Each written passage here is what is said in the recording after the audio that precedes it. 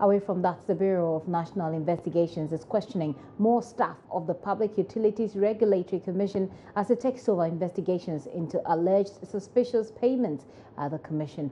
On the 21st of February 2017, Joy News intercepted document revealing Executive Secretary Samuel Sapong directed the payment of monies meant for the Commission into his personal account before use. It was also discovered that the Commission paid various sums of monies to some Muslim members of Parliament for Ramadan.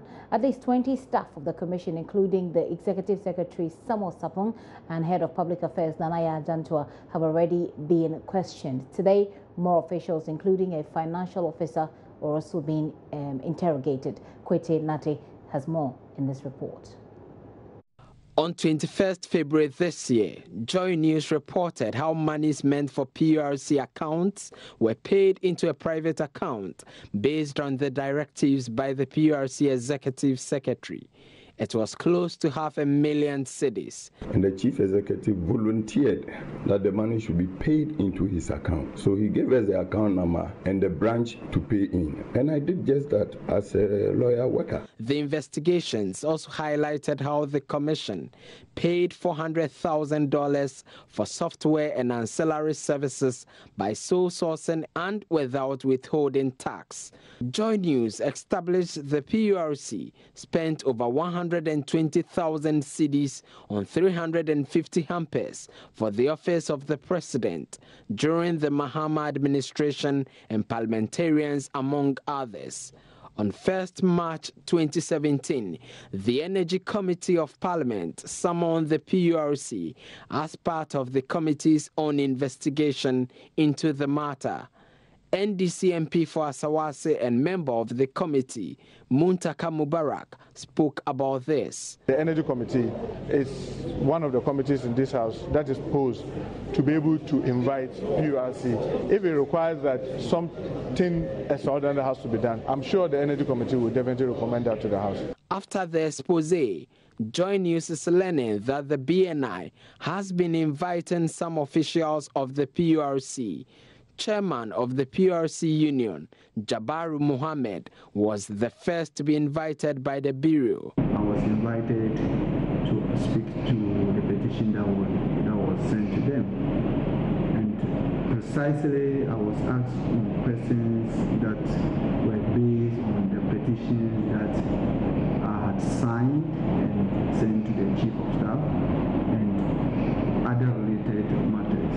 So, in short, that was why I was invited to the based on the petition that was sent to the Chief of Staff. And I guess most of you journalists were aware of the issues, and you people had taken up the matter and you had keen interest. So if I went there, that was the reason why I got there. The Executive Secretary of PURC, Samuel Sapong, Head of Public Affairs, Nanaya Jantua, and an account manager were detained by the BNI.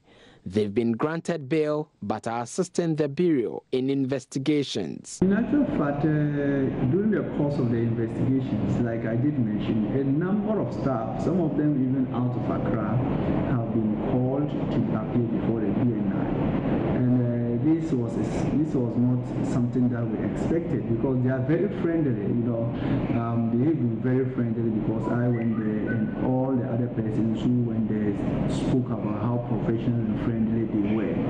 But with the detaining of the three persons that maybe you've heard of or you in a way gotten wind of, it is true that a member of ours and two management persons were detained, and a member of ours was one of accounts manager who works with the finance, and I think maybe he was not cooperating well. That was the reason why they detained him, and I think she has to be reporting to them all the time.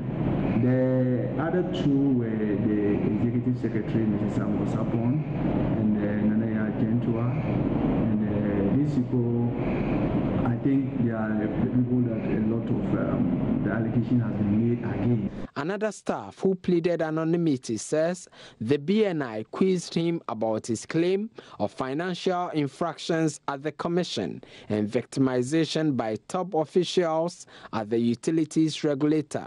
They wanted to know how come I was victimized, removed from office and made redundant, and then any financial issues that was going on at the place. Yeah, these were the areas that we spoke about. Run us through the details. What did you tell the BNI?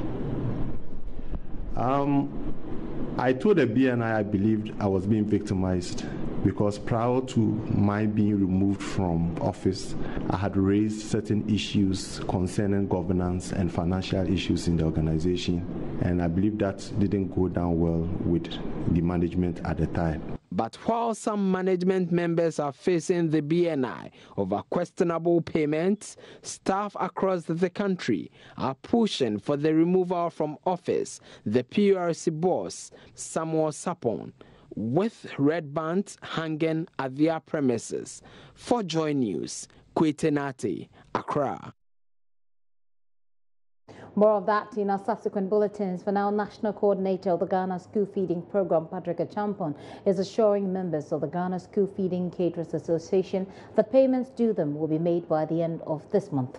Mr. Achampon attributed the delay to some administrative processes and the change in government. The caterers had picketed outside the premises of the Ministry of Gender, Children and Social Protection over arrears owed them, running into millions of Ghana cedis. Joy News' Maxwell Agbagba was at the ministry and has come through with this report. Here at the Ministry of Gender, Children and Social Protection, some school feeding caterers are gathered here this morning, pressing home demands for the payment of arrears owed them by the Ministry of Gender and Social Protection. A lot of them have come from different areas here in Accra, and there's even a rep from the Ashanti region, Kumasi. We are all here to push that they are paid the monies owed them by the Ministry of Gender and Social Protection. What we are saying is that we've come to realize every government comes and they keep telling us, like the old administration, today the money is come, tomorrow the money is come, before they were voted out. This government came, they've paid 25 days of DS. We left it 75 days. So what we are saying now is that we are begging the minister. As my PR said, there is no means of cooking now. There is no money anywhere to cook, there is no foodstuffs, and our creditors are no more allowing us to come for items because we are owing them. And the payment is also through mobile money and some through e-switch. And with these two payments systems, you can't go for loan. You understand? If it's through your account as a check or something, at least you can go back to the bank for loan or something like that. But since it's through e-switch and mobile money, you can't go to the bank for any loan to cook. But this one was complaining actually. She says they've not paid them their monies, but yesterday, Mother's Day, they were able to send them Happy Mother's Day message, and they are not enthused about that. You are not happy about a message you received yesterday. Is that Happy Mother's Day? Yeah, I'm not happy about that. You send this message about Happy Mother's Day. Yeah. Where is the money we will celebrate that Happy Mother's Day? We don't have money to celebrate. They didn't pay us for the Christmas to celebrate, Easter to celebrate, and even the Mother's Day. Then you send us message about greetings, that Happy Mother's Day. Where is that fund we used to do that Mother's Day? So which school? They don't give us.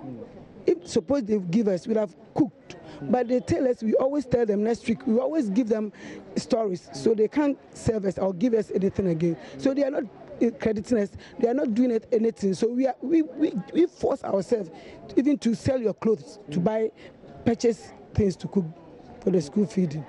As at now, our market, our customers say they will not credit us, they will not give us anything because we every day give them stories. Okay. So they stop doing. So we don't have the funds to cook. It's not we are on strike. We are not on strike. There's nothing for us to cook. We don't have the funds. We don't have anything to cook. That's why. Thank you. National Coordinator of the School Feeding Program, Patrick Achampon, just met the school feeding caterers. He has attributed the delay to some administrative processes. He's promising them that by the end of the month, the payment will be made. In terms of caterer payments, we owe them 140 days Of the 140 days, 75 days is what has matured for payments. We have made a lot of efforts to get the monies paid. However, let's not forget that because of the change in government, we all have had to go through some processes because governance and control is key, especially when it comes to the payment of monies. We have had the figures reviewed. We have had the necessary authorities to get that level of comfort and assurance that indeed the figure we are talking about is right. We have gone through the process and have it cleared. However, we still need to have some administrative processes cleared both at the Ministry of Finance and the Controller and Accountant General. And that is what indeed we are working on. We can assure you that based on how far we have come, we believe that hopefully by the end of this month, it should be possible to make the payment. I need to be very conservative to the extent that it goes beyond the ministry. There are other parties involved in the processes who would need to give us clearance. Reporting for Joy News, Maxwell Ababa.